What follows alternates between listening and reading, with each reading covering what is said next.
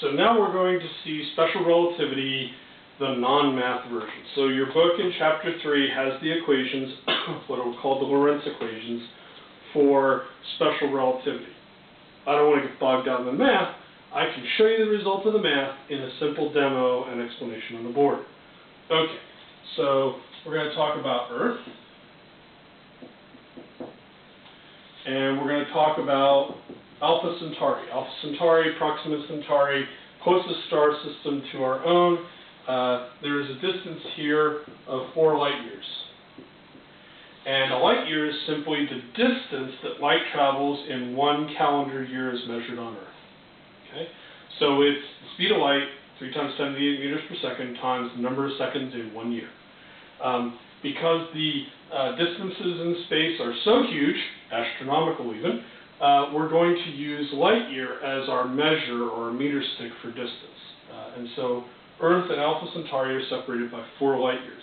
It takes light 4 years to get to Alpha Centauri, and when you go out tonight and look in the night sky, Alpha Centauri, you're seeing the light from 4 years ago, because it takes 4 years for the light to get from Alpha Centauri to Earth. Okay, so we're going to talk about something called the twin paradox. And to have a twin paradox, you got to have a couple of twins. And we have 2 twins. That's what makes them twins. One is Tom, and the other one's Tim. Tim and Tom both love space. Tim doesn't like heights. Tom's okay with it.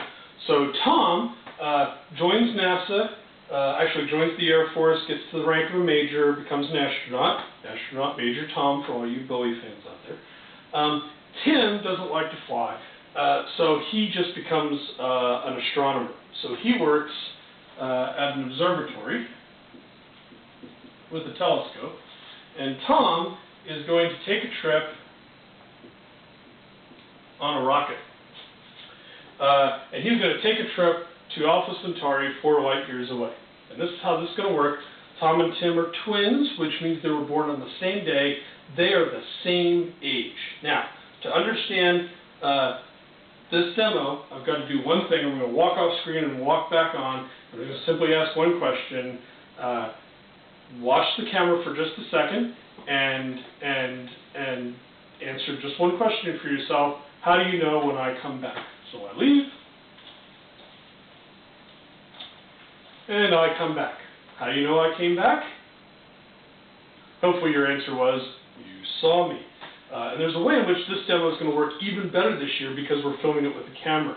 And so we could have had a camera, I could have had my son pan the camera and follow me, and the answer would still be the same. I come back to the board when you see me. Okay, so Tom and Tim, Tom's going on a trip, Tim is going to stay on Earth, and the trip is 4 light years in distance. Light year sounds like a time, but it's really a distance. Okay, now Tom and Tim are really close, they've been twins, they've known each other all their life. Tim is going to miss his brother, and he says, look, so that I know that you're thinking of me, would you please go to the window of your spaceship, since I'm going to be watching every night on my telescope, would you please flash me?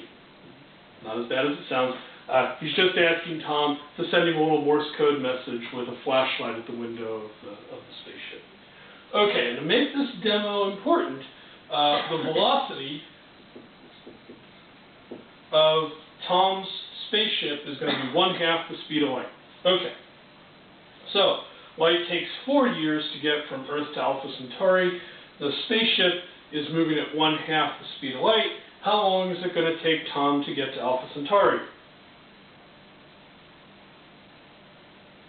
8 years, right? Because he's going 1/2 the speed of light. All right.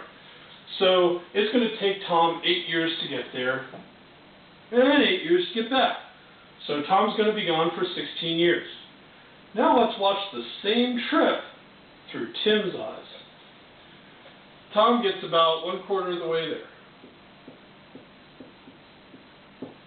If Tom is 1/4 of the way there, he's 1 light year away. And he remembers one day, that's right, I'm supposed to flash my brother. So he goes to the window, sends him a Morse code message. When does Tim see that message? Well, Tom is a light year away, and its spaceship is moving at 1/2 the speed of light. So in Tom's frame of reference, he flashes his brother at 2 years. But Tim doesn't see that light, because he's 1 light year away, until 3 years. And this is a consequence of the speed of light being the speed limit of the universe, or the fastest speed information can be transmitted from point A to point B. And this has everything to do with how your cell phone works when you're trying to call someplace on the other side of the globe, like China, Germany, Italy, any of those places. Okay, so let's keep going with this. When Tom is halfway there, t is equal to 4 years, because it's 2 light years. All right? And so he's moving at half the speed of c, so it's been 4 years in Tom's frame of reference. He flashes his brother, it's 2 light years back, so this happens 6 years on Tim's calendar. Now let's go ahead and get him all the way to Alpha Centauri. He gets to Alpha Centauri in 8 years because he's moving at half the speed of light, and he sends a message back. Now remember, light is visible light, it's radio waves, it's gamma radiation, it's all of it. So no matter what commercial communication product they're using, it's going to take another 4 years for the message to get back to Tim. So this event that in Tom's frame of reference happens 8 years later, in Tim's frame of reference happens 12 years. Now, for those of you who think you see a problem coming, you're right. But let's think about that problem. What's the difference between Tim looking through the telescope every night and just setting up a camera? No difference whatsoever. So if you set up a camera with a bunch of terabyte drives, how much recording space would you have to watch Tom Ship get all the way to Alpha Centauri? You'd have to have 12 years of recording time. You'd have to have a film that was 12 years long just to see Tom get back to Alpha Centauri. Tom gets to Alpha Centauri and finds out, well, we've canceled the program, turn around and come right back. So Tom immediately turns back and comes back to Earth. So how long does the trip take? The round trip takes Tom 16 years. And the round trip in Tim's frame of reference lasts 24 years. Who's right? And Einstein says they both are. And you'd think that's why it's called the twin paradox, but no, twin paradox takes 1 more minute, but let's just look at this. I would have to have 24 years of film sitting in Tim's frame of reference to watch the whole trip out and the whole trip back. Because remember, just like me stepping off the screen and stepping back, how do you know when I get back? Because you see me. So one way of thinking about this is Tim has to watch all the light bounce off the ship all the way out to Alpha Centauri and back. And because c is the speed limit of the universe, that occurs longer, slower for Tim than it does for Tom. So when Tom and Tim come back to meet each other, Tom has aged 16 years and Tim has aged 24 years. They're no longer the same age. How can that be? Well, what Einstein says is we don't live in a 3-dimensional universe. We live in a 4-dimensional universe. X, Y, Z, and a 4th dimension, which is the product of speed of light, which is the absolute in the universe, and t. Time is not an absolute in the universe. That's the whole point of relativity. Time is measured by your motion because c has to be the same, postulate 2, for everybody, no matter what the motion of the source or motion of the observer. So, the reason that all of us see time pass the same way is we're all stuck here on Earth together. Interstellar, we're going to put somebody on a ship, and through means that are never quite explained by a science fiction movie, we're going to accelerate them to a significant fraction of the speed of light. By the way, if Tom's spaceship were the size of a Volkswagen Bug, and we wanted to accelerate it to half the speed of light, so for him to make this trip, we would need basically 3/4 of the power output of the United States in 1 year to do that. We could do that calculation. We won't do it in this case, sake of time, but if you ever come by my office, I'll show you the calculation. It involves those Lorentz transformation equations that are in the book. Basically, if you all would turn off everything for 9 months, we could take all that power and accelerate a Volkswagen Bug to half the speed of light, send somebody on this trip. Not going to happen anytime soon. Okay, so why is this called the twin paradox? Well, it's called the twin paradox not because they're two twins that come back at different ages, but because the natural question is, no, wait a minute, Dr. Olson, I think you're talking rather fast here and trying to get away with something, so I've got a question. What if we look at this from Tom's perspective? Isn't it true that the Earth has to go away from Tom for 8 years and takes 8 years to come back? So why isn't Tom the one who's older and Tim is the one who's younger? Isn't that the equivalent? And that's why there are two postulates. So I'm not gonna pause the film or turn the board around, but remember postulate 1, the laws of nature are the same in all uniformly moving frames of reference. Tim is on Earth. Earth is orbiting the sun at a constant speed. Tim is in a uniformly moving frame of reference. Is Tom in a uniformly moving frame of reference? He is on the way out. But to go from out to come back, what does Tom have to do?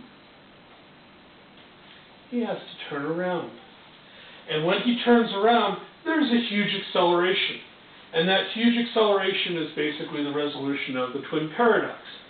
Tom no longer needs to be the same age as Tim because the laws of nature, the idea that two people born on the same day have to be the same age for the rest of their lives as long as they're both alive, can be broken by the fact that Tom is in a non-uniformly moving frame of reference. He has to turn around, and that turnaround is an acceleration.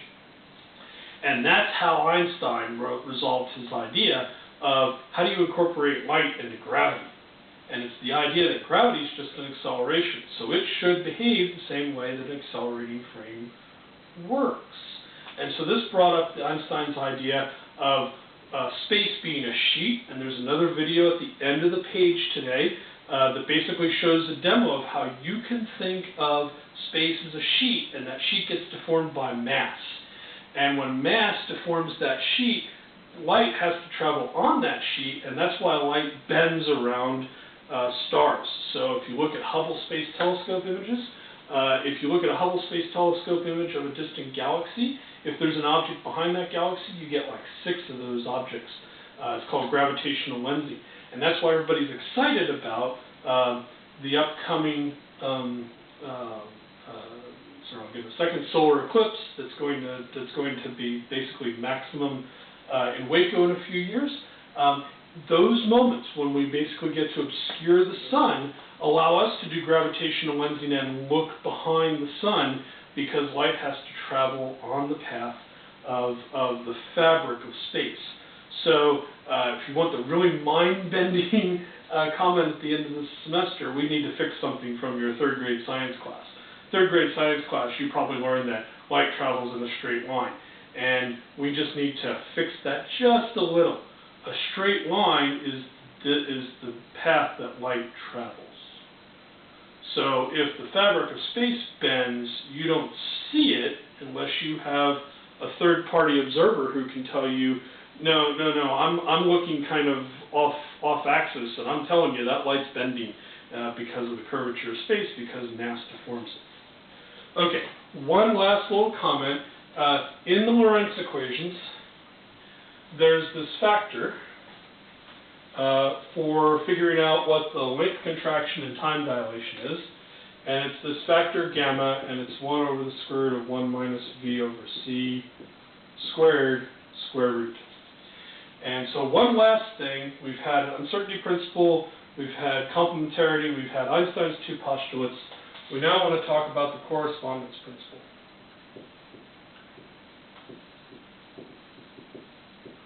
The correspondence principle basically says any new law of physics has to recapture the old law in the regime that the old law was valid. And so this gamma is for v on the order of c. So what happens to this gamma when v is much, much less than c? Well, when v is much, much less than c, this little correction term goes to 0 and you get 1. And so everybody has the same clock when they're moving slow relative to the speed of light. And if you're moving a significant fraction of the speed of light, then you're considered to be relativistic. You're moving at a significant fraction of the speed of light, and your relativistic correction is non-zero, or it's not equal.